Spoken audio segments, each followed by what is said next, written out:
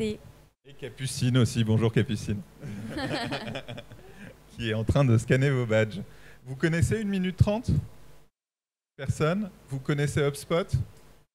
Oui ? Bon, à peu près tout le monde. Bon, très bien, on va beaucoup parler d'HubSpot, mais je vais en parler en tant que fondateur d'1 minute 30. 1 minute 30, je vais vous dire qui c'est d'abord oralement, puis il y a 2-3 slides, mais ça va aller vite. 1 minute 30, c'est une agence que j'ai créée en 2012. Et en 2012, j'étais pionnier sur l'inbound marketing. Et donc l'idée de devenir son propre média, convertir son audience en client. J'ai développé énormément de contenu assez tôt, inspiré par HubSpot, mais sans être partenaire HubSpot. On produisait un article de blog par jour, une newsletter par semaine, un livre blanc par trimestre, très tôt, ce qui fait que l'agence, et de fait, il y a quand même à une époque des gens qui la connaissaient très bien, on était monté jusqu'à 300 000 visiteurs par mois. Pour une agence marketing B2B d'une dizaine de personnes, c'était pas mal. 80 000 abonnés newsletter, des clients qui venaient grâce à notre site internet. Je pense qu'on avait une dizaine de leads par semaine de qualité et un nouveau client par semaine grâce au site internet. Celui dont je suis le plus fier, c'est Apple, qui nous a appelés depuis Cupertino en 2016, je crois, et avec qui on a bossé pendant 3 ans et qui est vraiment venu par l'inbound marketing. Mais ça, c'était une autre époque. C'était l'époque où l'inbound marketing marchait bien. Depuis, on a encore un beau trafic, mais ça a quand même sérieusement baissé. On est à 80 000 abonnés par mois, 80 000 visiteurs par mois. Et on a produit nos propres méthodes. Donc, c'est les livres qui sont ici. Acquisition Strategy Design, Q2C Selling, Customer Experience Redesign, qui sont des livres pour mettre en place des stratégies d'acquisition, des stratégies d'expérience client ou process de vente basés sur l'intelligence collective. Et c'était un moment où je sentais que l'inbound marketing, comme une recette de cuisine un peu univoque que tout le monde doit appliquer, marchait de moins en moins bien et qu'il fallait beaucoup plus prendre en compte la maturité du marché, l'état concurrentiel et créer des stratégies qui soient beaucoup plus personnalisées. Et puis le temps a encore évolué et ça c'est vraiment l'objet de la conférence. On arrive à un moment où l'IA produit du contenu, il y a une vraie saturation du contenu, une vraie multiplicité des contenus, c'est de plus en plus dur d'émerger et ça nous a amené aussi à faire une évolution, nous, dans notre activité où on ne fait plus que du marketing d'acquisition et de la stratégie et du contenu, mais on fait aussi de l'intégration CRM et on est devenu partenaire HubSpot 10 ans après avoir créé l'agence et 10 ans après avoir été inspiré par HubSpot. Et je me suis associé avec Rémi, qui était l'ancien patron, enfin, qui est toujours le patron, mais dans une autre boîte qui nous a rejoint avec Solena, au sein d'1 minute 30, pour avoir une vraie composante technique et être capable d'intégrer des CRM, parce que ma conviction aujourd'hui, c'est que la clé d'une stratégie marketing réussie passe par un CRM complet, avec de la data intégrée, avec énormément de données à l'intérieur et une vraie utilisation de ce CRM dans ses capacités de workflow, d'automatisation et d'efficacité, comme on va en parler aujourd'hui, avec le nouveau Content Hub d'HubSpot, qui est là vraiment pour vous aider à produire plus avec moins, et donc intégrer réellement dans tous vos process de communication de l'IA, non plus du chat GPT qu'on fait de façon expérimentale à côté, qu'on va copier-coller, etc., mais de l'IA directement dans votre outil CRM pour produire vos contenus, remixer vos contenus, les distribuer et automatiser et mieux gérer tout ça. Vous avez des questions à ce stade ? Moi, je vais aller très vite sur ça qui répète un peu ce que j'ai dit. Donc aujourd'hui, une vraie agence, alors, très vite, mais quand même pas si vite, une des mentions certification sur HubSpot, Calliope, partenaire Diamond. Je te laisse avancer. Notre idée, et ça c'est intéressant, c'est vous reconnaissez peut-être le parcours client avec le fait de signer un client, son usage, de le re-signer, etc. Mais là, c'est la même chose sur un CRM. Un CRM, c'est quelque chose qui vit dans la durée. Vous ne pouvez pas considérer que votre projet CRM, c'est un projet qui dure 6 mois et une fois qu'il est là, tout marche bien. Il faut être constamment, et c'est dans cette logique-là où on installe le CRM dans la durée, où on améliore en permanence son usage, on va renforcer les process, rajouter de la data, etc. C'est dans cette vision continue du CRM qu'on va vraiment avoir un retour sur investissement.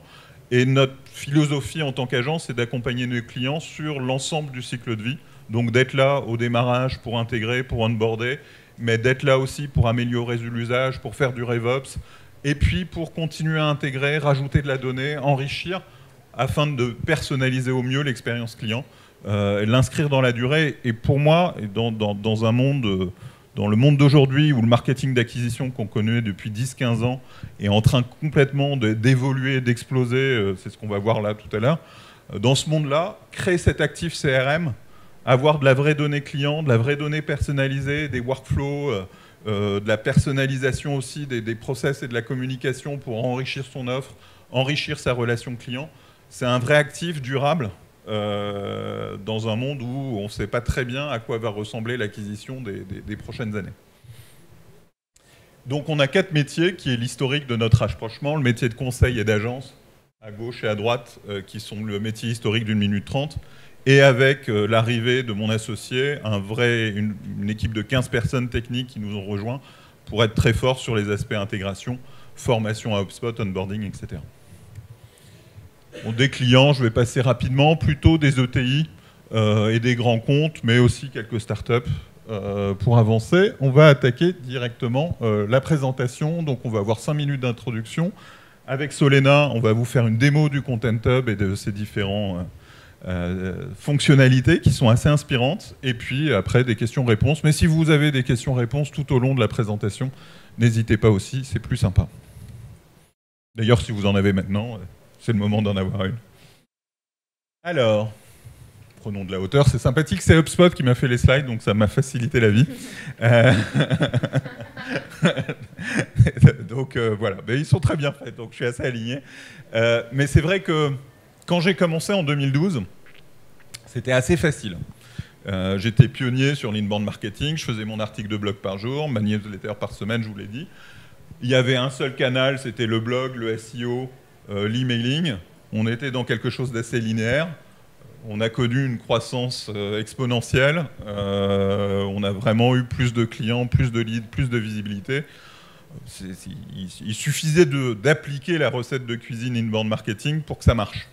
On était souvent les premiers à faire un article sur un sujet, donc vu qu'il n'y avait qu'un seul article sur un sujet, il remontait en premier sur la page Google, ou en deuxième s'il y avait un autre article qui se battait en duel, mais grosso modo, on était très vite très visible.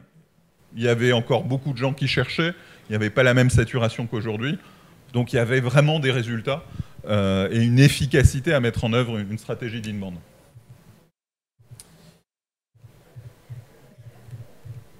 Et aujourd'hui, c'est beaucoup plus compliqué.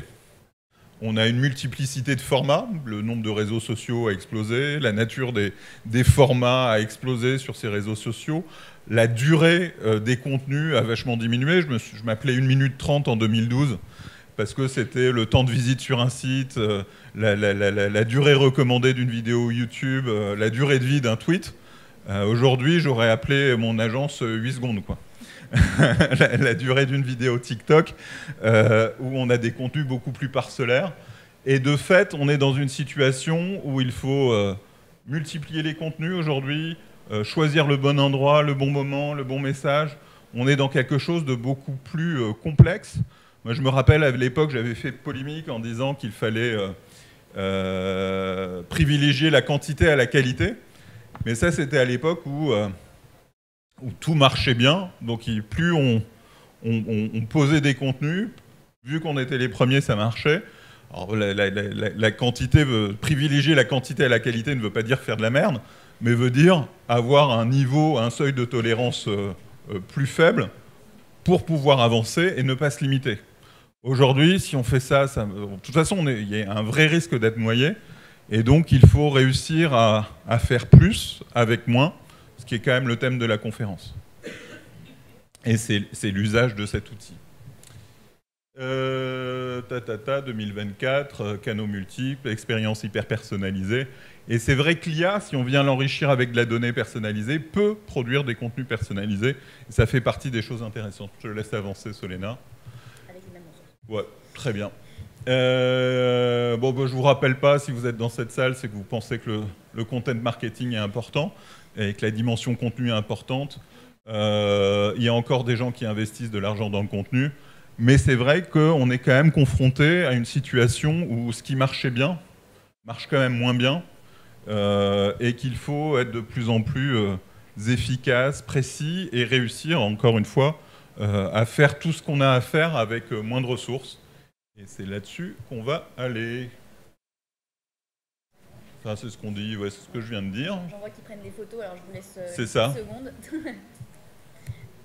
T'as peut-être pas laissé assez. Si, c'est bon. C'est bon, tout le monde a... Je reviens en arrière. On n'est pas pressé.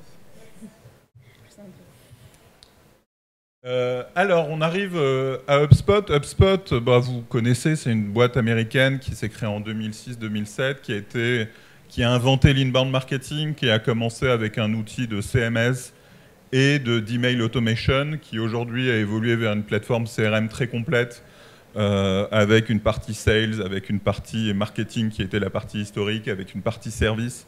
Et maintenant, dans la partie marketing, ils ont rajouté ce qu'ils ont appelé le Content Hub pour vraiment mieux gérer et produire des contenus directement avec l'IA, directement dans l'outil qui va permettre de distribuer ces contenus, parce que dans le Hub Marketing d'HubSpot, on peut distribuer et suivre ce qui se passe sur les réseaux sociaux, on peut envoyer des emails, on a un blog. Donc on a vraiment cet outil unique dans lequel on va pouvoir produire ces contenus, automatiser leur diffusion et remixer l'ensemble de ces contenus. Et vous verrez, la fonction remix est assez intéressante. HubSpot, attends encore une seconde, HubSpot et son CTO, Dharmesh, s'est très vite intéressé à l'IA. Il fait partie des investisseurs dans OpenAI, donc il avait déjà beaucoup d'argent avec HubSpot. Il en a encore plus avec OpenAI. Et de fait, dès le début de ChatGPT, il a commencé à réfléchir à un usage de l'IA directement dans la solution CRM ChatSpot, qui permet d'interroger le CRM en langage naturel pour lui demander une segmentation client, qui sont les plus gros clients, quels sont les acteurs, etc. Et donc plutôt que d'aller faire des reportings un peu compliqués, on peut demander en langage naturel à l'intérieur, donc c'est assez bluffant. Et ça, il l'a intégré très tôt à la sortie de ChatGPT. Et HubSpot investit énormément dans l'IA, bon, comme beaucoup d'acteurs du CRM, mais là, il y a un vrai produit qui sort et qu'on va vous présenter, qui rend vraiment l'utilisation de l'IA facile, avec de la génération d'images, avec de la génération de texte, avec du remix de texte, avec la génération aussi de podcasts, donc d'audio à partir de vos textes, pour avoir les contenus les plus enrichis possibles directement depuis votre CRM, facile à distribuer, facile à produire et facile à processer dans une équipe marketing qui est réduite, sans faire appel à des agences. Et de fait, je me tire une balle dans le pied de mon autre métier.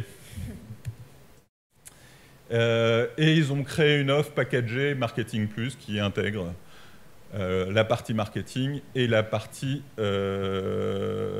création de contenu. Donc le Content Hub, c'est créer et gérer la distribution du contenu. Et la partie marketing, c'est générer des leads et automatiser. Allez, à toi, Solena. Alors, on a la première partie qui est le ton de marque. Donc on va pouvoir définir le ton de marque sur HubSpot. C'est ce qui va permettre à HubSpot de reconnaître votre marque, que vous voulez en dire.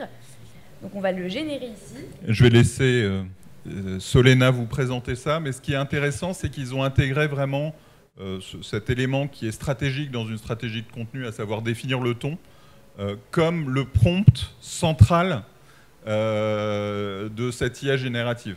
Donc on pose une seule fois le ton de la marque. Est-ce qu'on veut être pédagogique, qui on est, qu'est-ce qu'on fait, enfin, vous avez un prompt un peu complet pour dire qui vous êtes, comment vous voulez communiquer, etc. Et ce prompt-là va être la base et le socle de tous les contenus que vous allez produire par la suite. Donc des contenus produits, des contenus remixés, des demandes à HubSpot pour réécrire ou améliorer la production de contenu. Tout va se baser sur ce ton de marque que vous allez poser une seule fois. Donc après, c'est pas HubSpot qui va écrire le ton de la marque à votre place. Donc ça vaut le coup de faire appel à une agence pour le penser, pour le structurer, etc. Pour paramétrer, là je vois quelques productrices de contenu, ça vaut le coup de faire appel à une agence ou à un freelance ou un partenaire pour le faire.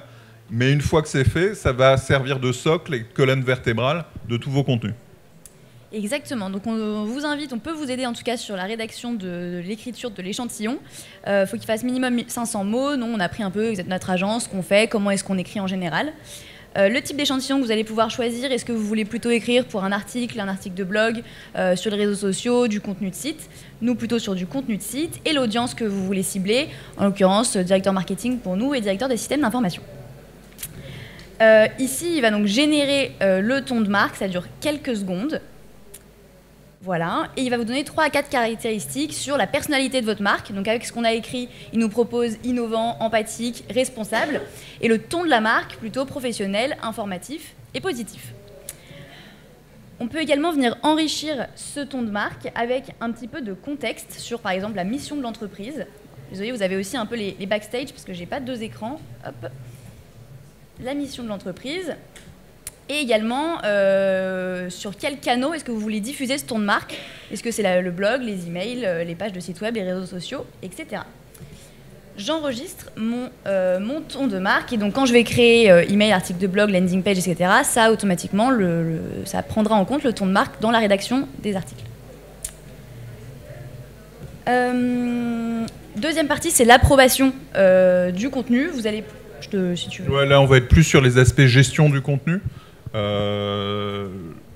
Aujourd'hui, il y a des équipes complètes pour gérer des contenus. Il y a des workflows pour processer, valider les contenus. Ça, c'est quelque chose qui est directement intégré dans le Content Hub, qui n'existait pas dans l'ancienne version qui était le CMS Hub. Donc là, vous avez cette capacité de dire ce contenu, il a été relis, il a été approuvé, etc. Un élément important à prendre en compte, c'est que l'IA va vous rendre facile plein de choses. Mais ce n'est pas parce que c'est facile que ça va plus vite que ce que vous faites vous et que vous avez l'impression que c'est de meilleure qualité parce que on peut avoir des difficultés à rédiger, qu'il faut tout approuver du premier coup. L'IA demande de la relecture, de l'intelligence pour l'améliorer. Vous le savez tous que ChatGPT peut halluciner, peut écrire des bêtises, peut donner des mauvaises sources, etc. Donc gardez un regard critique. Même si ça demande plus de temps que de produire le contenu. Mais c'est parce que vous allez garder ce regard critique, que vous allez enrichir les contenus produits par l'IA, que vous allez faire quelque chose de qualité, mais beaucoup plus vite qu'avant. Mais gardez quand même ça. Il ne suffit pas juste d'appuyer sur le bouton sans réfléchir, d'avoir le sentiment que c'est pas mal, parce que c'est pas mal, mais ça peut toujours être mieux. Et ça demande un peu d'effort en plus pour que ce soit mieux, d'où aussi ce process de validation pour qu'il y ait encore du regard critique et de la réflexion. Il ne faut pas qu'on oublie ça, parce que sinon on perd ce qui fait aussi nos qualités d'humain. Exactement. Donc en ce sens, vous allez pouvoir définir des approbateurs de vos contenus, donc les directeurs marketing, directeurs de contenu, soit par exemple pour les articles de blog. Ici, vous allez pouvoir activer ou désactiver les approbateurs, savoir qui peut ignorer les approbations, donc vos utilisateurs. Et ici, les approbateurs. Alors là, il y a des super administrateurs, ce n'est pas forcément des super administrateurs, ça peut être n'importe quel utilisateur de votre entreprise. On peut également le définir sur les pages de destination ici, et bon, c'est la même chose, et sur les pages de site internet. Ce qui est intéressant, vous voyez que vous avez le même outil pour gérer vos contenus, pour les diffuser. HubSpot a aussi une dimension CMS. Ça marche aussi avec WordPress. Donc il y a un plugin WordPress qui permet de gérer les contenus qui vont être diffusés dans le blog WordPress. Mais vous avez un outil complet, unique, dans lequel vous allez pouvoir produire, gérer et diffuser. On a ensuite le contrôle d'accès qui va pouvoir permettre à par exemple, si vous avez une communauté, d'accéder à certains types d'articles. Pour gérer ces groupes d'accès, vous avez 2 possibilités. Soit, pour ceux qui utilisent HubSpot, vous devez connaître un peu via des listes, un groupe statique que vous allez pouvoir ajouter manuellement des utilisateurs ou des personnes, ou via un groupe dynamique. Je vais faire un test, communauté. Je te laisse avancer. Moi, je trouve que ça, c'est une vraie évolution aussi hyper intéressante. C'est quelque chose qu'on a développé, nous, sur notre site, avant que ce soit fait par HubSpot. Parce que, vu qu'on avait énormément de contenu, énormément de livres blancs sur le site, on demandait à chaque fois à nos visiteurs, à nos prospects, de remplir une landing page identique avec les mêmes contenus qu'ils répétaient pour aller télécharger le premier livre blanc, le deuxième livre blanc, etc. Ce qui était quand même très ennuyeux pour les utilisateurs. Et puis nous, on se retrouvait avec des fiches mal remplies en quantité, etc. Ce qu'on propose, nous, avec notre communauté, et ce que propose HubSpot dans son Content Hub, c'est aujourd'hui de dire inscrivez-vous une seule fois et ça vous donnera accès à tous les contenus. Et derrière, on peut avoir du progressive profiling, demander plus d'infos quand même, etc. Mais avoir cette logique de, plutôt que de faire une landing page, un contenu, j'ai une communauté, tous les contenus que je produis, que je veux donner, et je crée un sentiment d'appartenance. Et d'un point de vue RGPD en plus, c'est vachement mieux, parce que dans la communauté, vous pouvez faire accepter beaucoup plus de choses, c'est un membre, et c'est pas juste quelqu'un qui a téléchargé une landing page. Et donc ici, vous pouvez choisir les critères des personnes qui appartiendront à ce groupe ou à cette communauté. Là, par exemple, j'ai mis tous ceux qui ont soumis des formulaires pourront accéder à certains types de contenus. Bon, après, je ne vais pas jusqu'au bout. Ici, vous avez tout. Et ça, c'est intéressant. Vous êtes dans votre CRM, donc toute l'information client est à cet endroit-là. Donc ça peut être ceux qui ont complété un formulaire, c'est classique, mais ça peut être aussi vos clients, à qui vous allez permettre d'avoir une communauté avec des contenus particuliers, donc vous avez l'information sur le fait qu'ils sont clients. Ça peut être des clients particuliers, ça peut être des prospects particuliers, vous avez tous les critères de votre CRM pour gérer l'accès à votre communauté.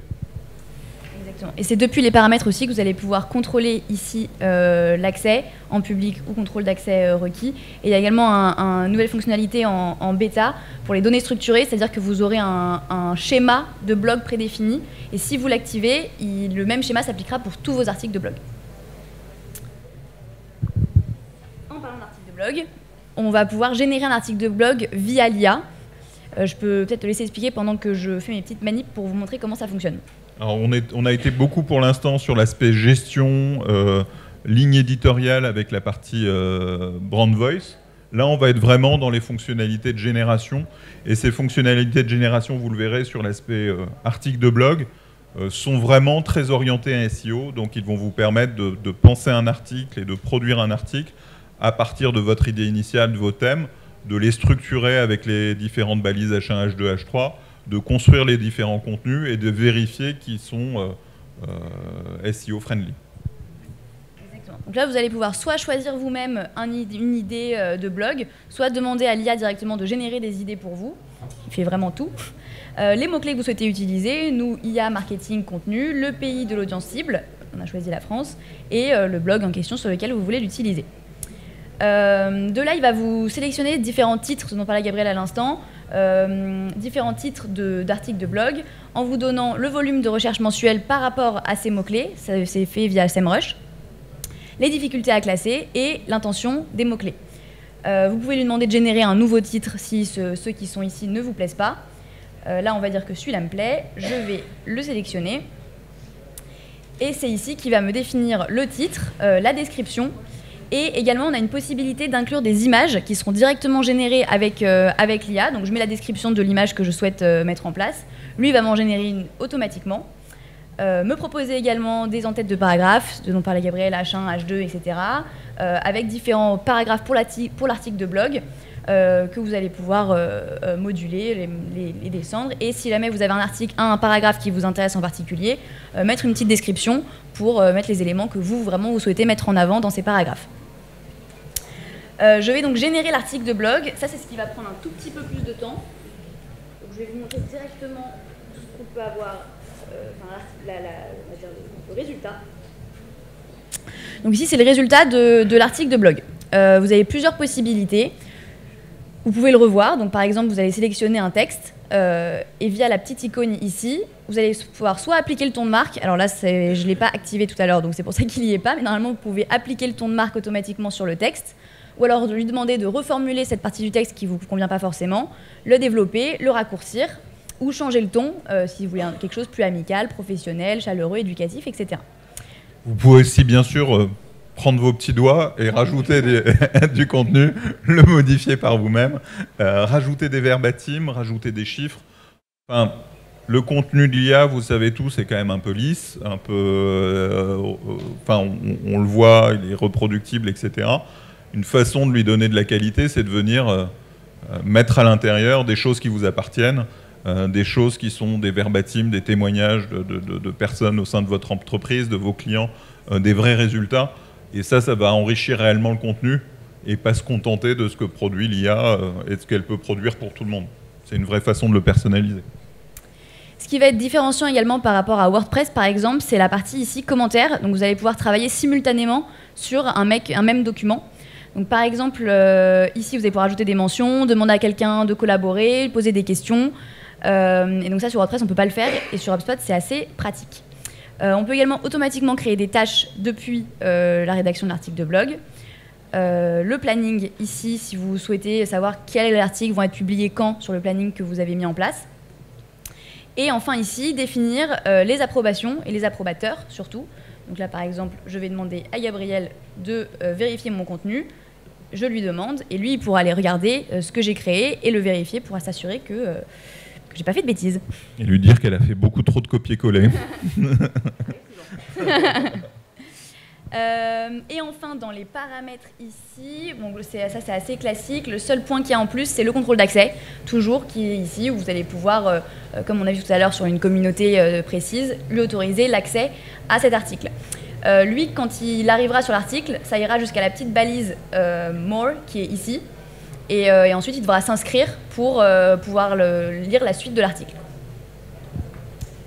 Est-ce que c'est clair? Vous avez des questions à ce stade? On va continuer sur les aspects remix, c'est ça? Ouais, alors il y a juste la petite mini aparté sur l'intégration avec WordPress. Il est possible d'intégrer le Content Hub avec WordPress. Donc ça va générer directement les blogs et ensuite les publier sur votre WordPress. Et c'est ici dans la partie contenu intégration que vous allez pouvoir le faire. Et après on passe à la partie remix. Alors la partie remix, c'est la partie aussi... Enfin, c'est à vous de choisir si vous choisissez de rédiger vous-même vos contenus, d'utiliser l'IA, de rédiger avec l'IA et d'enrichir, etc. Après, sur l'aspect recyclage des contenus pour les distribuer sur les différents réseaux sociaux, etc., là, on est quelque chose où ça produit vraiment de la qualité parce que ça part du contenu initial et ça le réécrit dans le bon format pour Facebook, pour LinkedIn, etc. Et ça, pour le coup, je trouve qu'il n'y a aucune hésitation à l'utiliser. Alors HubSpot va proposer directement différents modèles. Donc par exemple ici en fonction de vos objectifs, promouvoir le contenu auprès d'un public large, il va proposer de faire plutôt un audio, une publication sur les réseaux sociaux, ou réutiliser des modèles que vous avez déjà utilisés. On peut aussi évidemment en créer un de toutes pièces, on va le faire ici. Donc je vais ajouter du contenu. Le type de contenu que j'ai déjà, c'est par exemple l'article de blog, mais je peux aussi commencer avec un tout nouveau texte qui n'est pas encore enregistré dans votre HubSpot. Le type de contenu, c'est l'article de blog. Je vais choisir le premier, l'IA au service du marketing, et ajouter le contenu. À partir d'ici, je vais pouvoir lui demander de me créer sur les autres canaux, on va dire le même contenu, mais spécialisé sur le réseau social, l'audio ou les pages de destination ou autres. Je vous montre. Ici, je vais lui demander de me faire un fichier audio à partir de cet article, une page de destination, par exemple, un email et un réseau social. Je vais le configurer ici. Je peux choisir les voix pour l'audio. Pour la page de destination, je vais pouvoir choisir les modèles qui sont déjà enregistrés dans mon HubSpot, les objectifs qui sont liés à cet article de blog, l'email pareil, un modèle à définir, et sur les réseaux sociaux, par exemple, on va prendre LinkedIn avec l'objectif associé. Je vais lui demander de le générer. Là, ça prend aussi quelques minutes, quelques secondes, un peu longues. Et alors, il ne faut pas oublier qu'HubSpot est un outil tout en un. C'est-à-dire qu'aujourd'hui, vous avez sur cette page-là des fichiers audio, page de destination, email. Mais si vous cliquez une fois qu'il sera généré, ça ira directement dans HubSpot pour que vous puissiez le modifier sur la page initiale d'HubSpot. Tu disais que c'était un peu long, mais rendez-vous compte qu'aujourd'hui, on met moins de temps à produire le contenu qu'à le lire, ce qui crée quand même un paradoxe assez important. Ouais. Les exemples de contenu, là quand vous sélectionnez, je veux un post de cette façon-là, c'est HubSpot qui vous les propose ou c'est vous qui les avez créés à la base? Ça, c'est des articles que nous, on a déjà créés, mais on l'a créé avec l'option pour générer l'article avec l'IA. En fait, on l'a créé, mais on s'est aidé d'HubSpot. Ou alors, ça peut être un article que vous avez créé sans l'IA. Enfin, c'est vous qui choisissez le contenu que vous voulez apporter et ce que vous voulez donner comme, encore une fois, comme ton de marque, un peu comme on a vu au départ. Effectivement, là, pour la démo, pour pas attendre qu'il produise un article, etc., on a créé des articles en avance. Donc, on vous a montré comment créer un article et on s'est arrêté au milieu de la création pour pas arriver au résultat et on est reparti d'un article qui avait déjà été créé. J'ai une question par rapport aux emails. Le fait que les articles soient générés par HubSpot, est-ce qu'il y a un risque que ça tombe dans les spams? Alors le risque n'est pas du tout lié à comment il a été généré. Le risque va être lié à la délivrabilité, à la qualité de votre adresse, au titre qui a été fait, etc. Donc il faut garder la même vigilance que si ça avait été créé par de l'humain.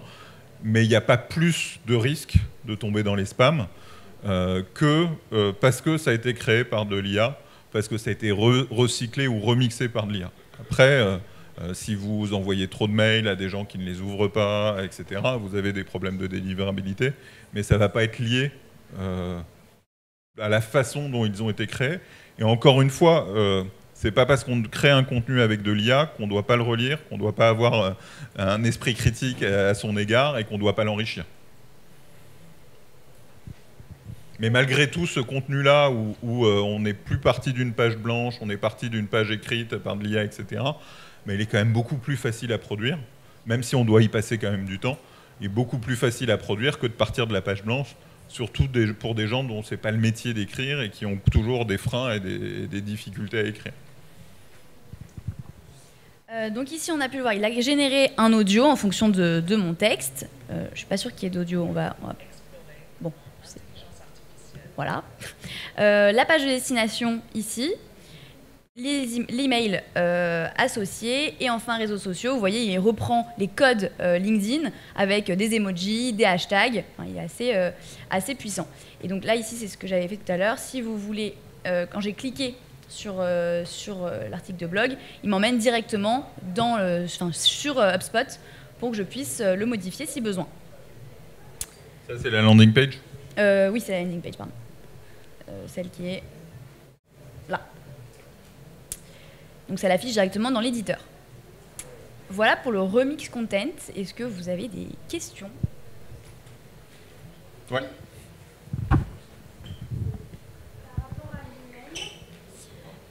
L'email, après, si on utilise une plateforme d'emailing, comment on peut réussir à le lier à la plateforme d'emailing ? Alors là, HubSpot est une plateforme d'emailing et l'idée, c'est que ça s'intègre directement. Et on peut directement l'envoyer, le valider, l'approuver et l'envoyer. Effectivement, autant il y a des connecteurs avec WordPress pour diffuser sur le blog WordPress, etc., autant il n'y a pas de connecteur directement avec d'autres plateformes d'emailing. Donc dans ce cas-là, il va falloir faire un copier-coller à la main pour l'intégrer dans votre template d'emailing. Et ce que recherche HubSpot, bien sûr, c'est que vous ayez l'ensemble de l'offre. Et c'est comme ça que ça facilite. Enfin, ça devient assez cher, hein, je ne vous le cache pas, mais ça fluidifie complètement le process. Tu as encore des choses à nous présenter ? Alors j'ai la partie reporting et analytics. Et encore une fois, HubSpot est un CRM complet, donc avec toute une dimension tableau de bord, reporting. Donc vous allez pouvoir avoir dans le même tableau de bord tout ce qui est lié à vos stratégies marketing, à vos statistiques de vente, si vous avez aussi la partie vente, etc.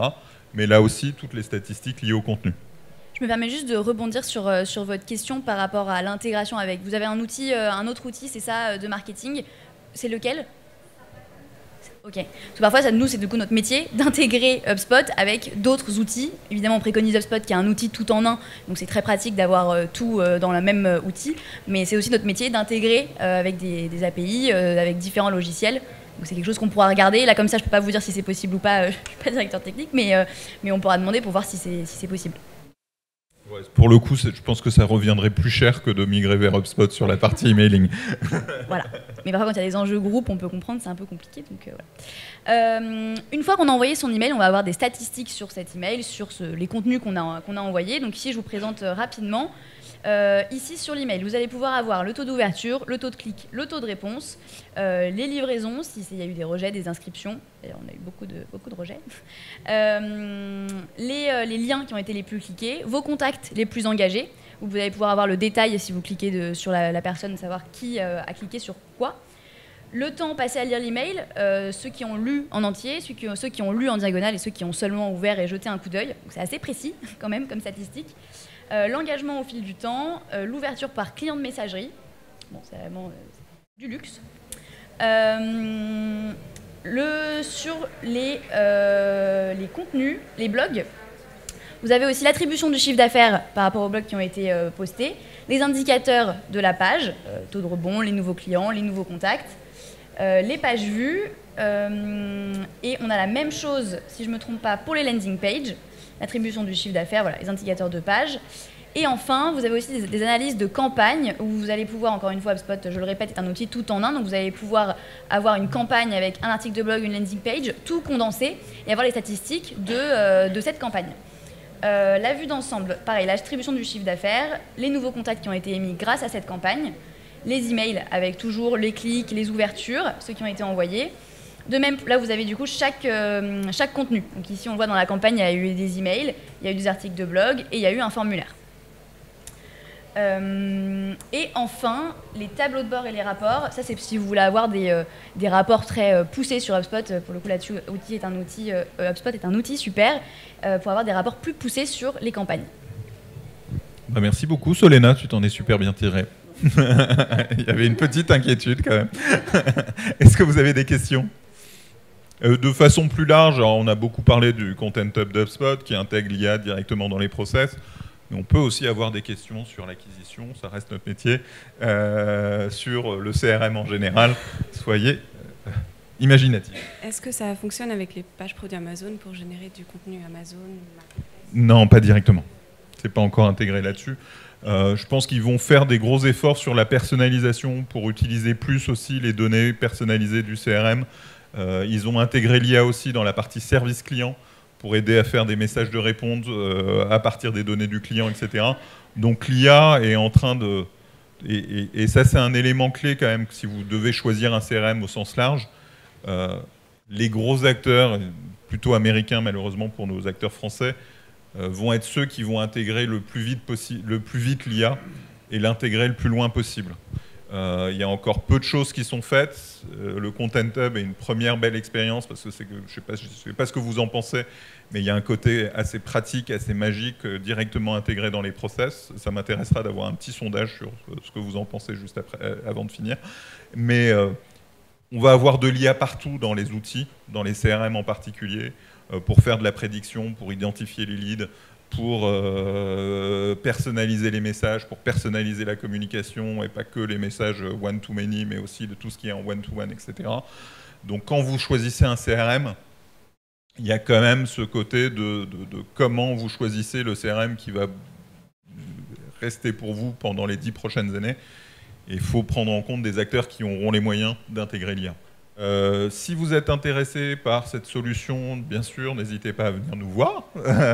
On peut vous aider à choisir, à négocier avec HubSpot, et puis à vous onboarder, à vous accompagner justement sur son paramétrage initial, sur la définition du ton de la marque, sur votre stratégie de contenu, etc. Encore une fois, l'IA ne vous empêche pas de réfléchir, et ne doit pas vous empêcher de réfléchir. C'est pas parce que ça va plus vite et que c'est facile qu'il faut oublier son esprit critique. Ça, c'est vraiment un message que je veux vous partager pour vous, pour vos enfants aussi, qui copient-collent de l'IA directement dans leurs devoirs dans les écoles. C'est pas ça l'objectif. Si l'IA vous rend plus con ou nous rend plus con, on a raté son usage. Donc il faut en faire un outil pour réfléchir plus vite, pour être augmenté. Et c'est ce que vous pouvez faire avec cet outil-là, avec le Content Hub d'HubSpot. Mais ce que vous pouvez aussi ne pas faire et vous contenter de cliquer. Et si vous faites que cliquer, ben vous produirez plus, mais ce ne sera pas nécessairement quali. Et ça ne vous générera pas nécessairement des leads et ça viendra rajouter du bruit au bruit. Donc ça, c'est quand même un élément important que de dire « ouais, c'est beaucoup plus facile, on gagne du temps, mais réfléchissez, construisez des vraies stratégies d'acquisition, définissez à qui vous voulez parler, définissez de quoi vous voulez parler, choisissez vraiment un ton de marque qui vous positionne, qui vous différencie, mettez en place des stratégies d'expérience client. C'est pas parce que cette possibilité existe qu'il faut l'utiliser sans réfléchir. Ça, c'est vraiment mon message clé. C'est pour ça que nos livres sont toujours d'actualité. J'en ai amené quelques-uns, je peux en vendre quelques-uns, sinon vous les trouvez sur Amazon. Je fais un peu de promo au passage. Mais vraiment, c'est ça. L'IA est un outil magique, est un outil qui fait gagner énormément de temps, qui s'adapte quand même à nos métiers, parce que on ne va pas dire que les contenus qu'on faisait en SEO, et j'en ai produit beaucoup, étaient tous... c'était pas que des prix Nobel, on faisait pas que de l'archi-qualité, mais ça n'empêche pas qu'il faut... Et donc l'IA peut produire ces contenus-là, mais rajoutez du vôtre, réfléchissez, enrichissez-les, définissez pourquoi vous les faites, et ne vous contentez pas d'appuyer, de copier-coller, n'est-ce pas Solène? D'autres questions? Bon, bah comme promis, je vous ai libéré plus tôt. Si vous voulez me voir en individuel, ou Solena, ou Capucine. Merci à vous.